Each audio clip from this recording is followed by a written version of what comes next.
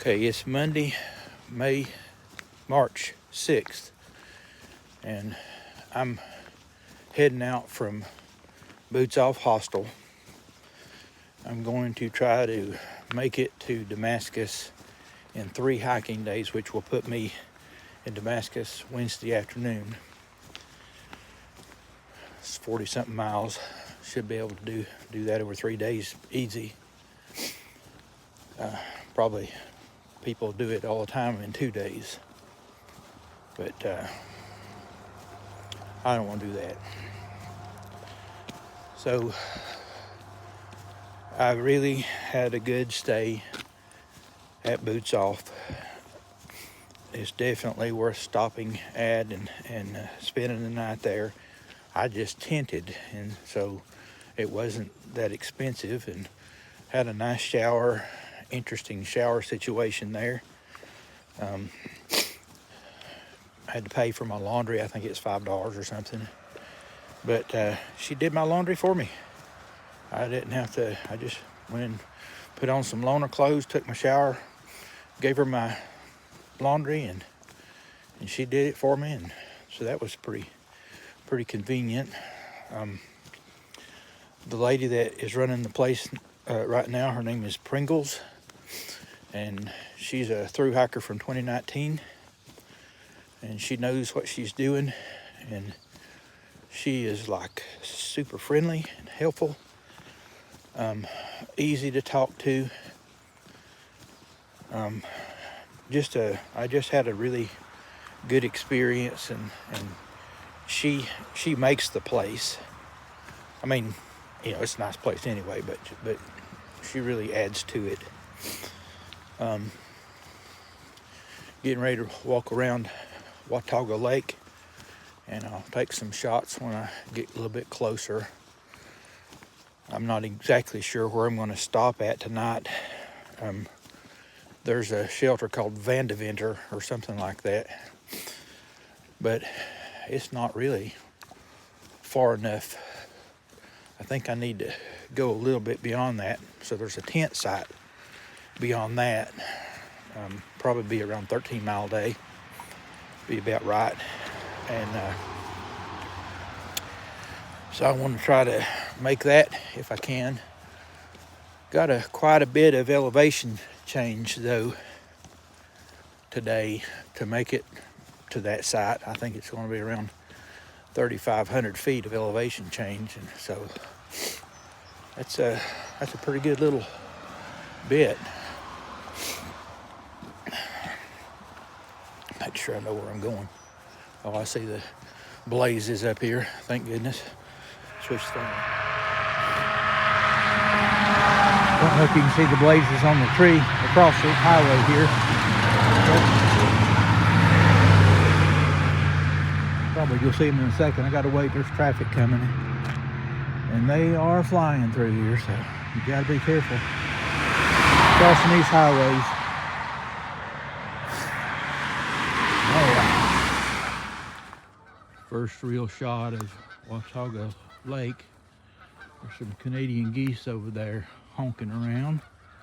It's a pretty lake, to be honest with you. I never realized before learning about the Appalachian Trail that this lake was even here.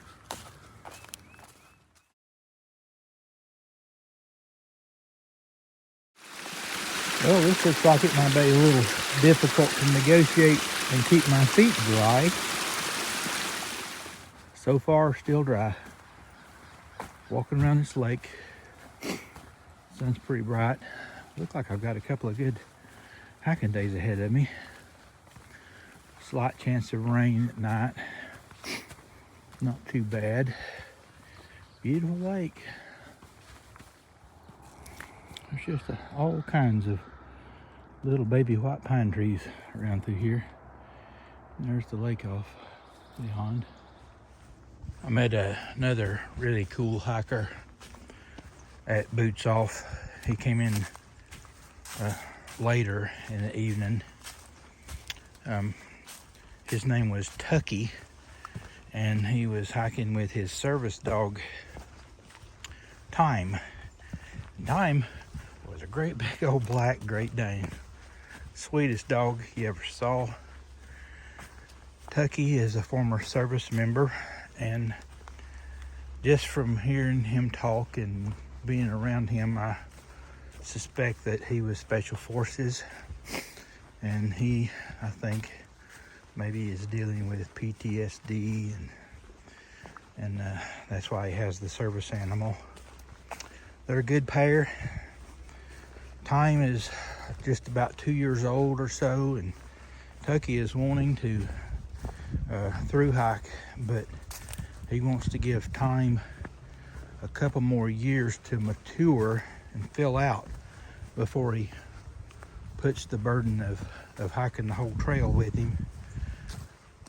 It's very thoughtful of him towards his dog, and I know he takes really good care of that dog.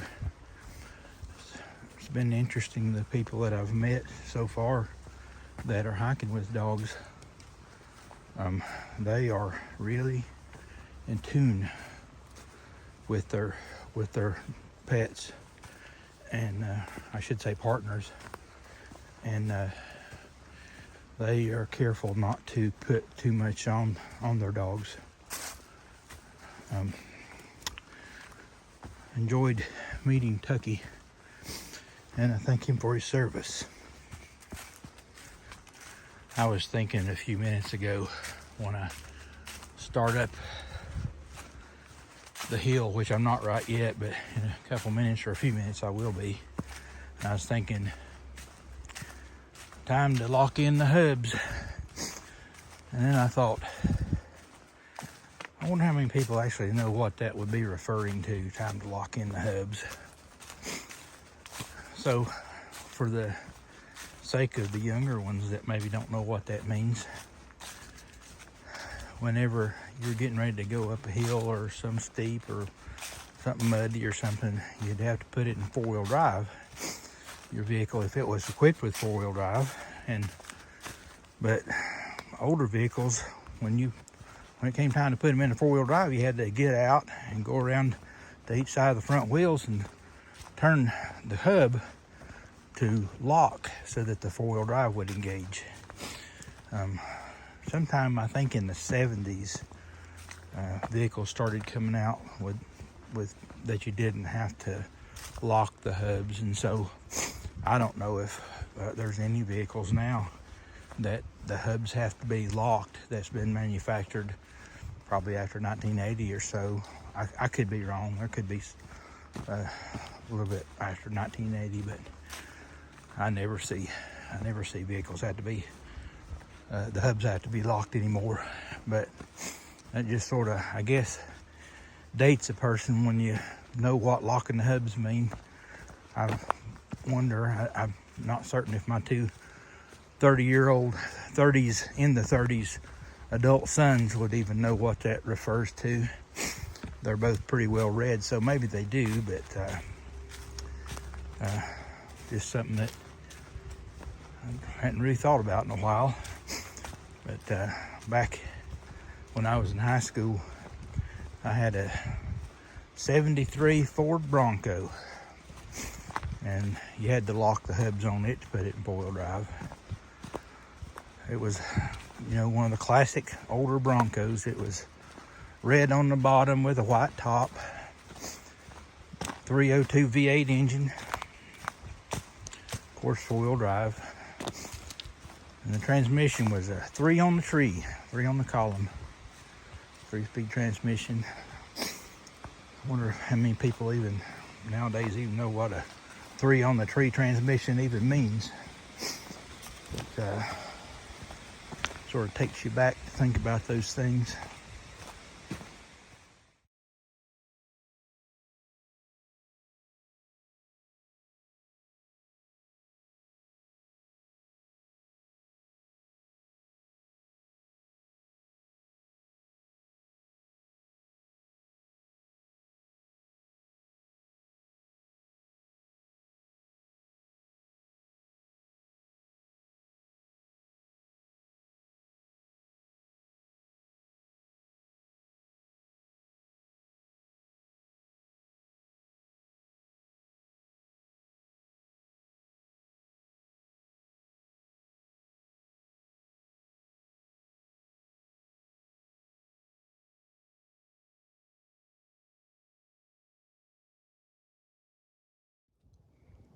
I need to correct something I said a little while ago. I was talking about locking hubs, and I said I didn't think vehicles were made with locking hubs anymore.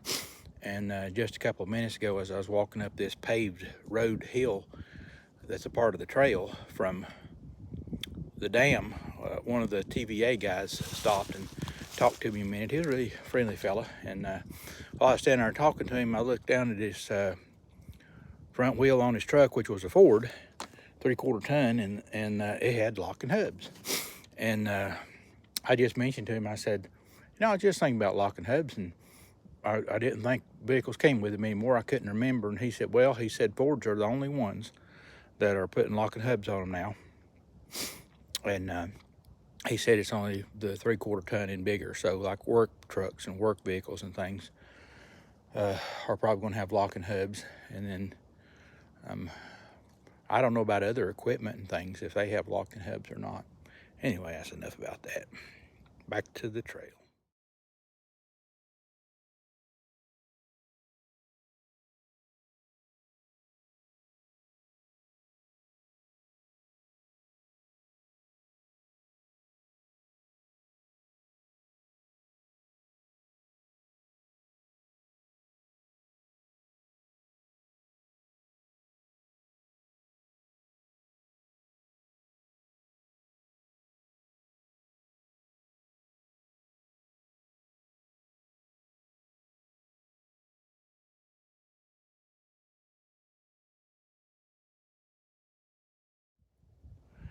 I've been walking 6 miles, and I'm on the ridge above the lake on the north side, and I'm still seeing the lake. It's a big lake.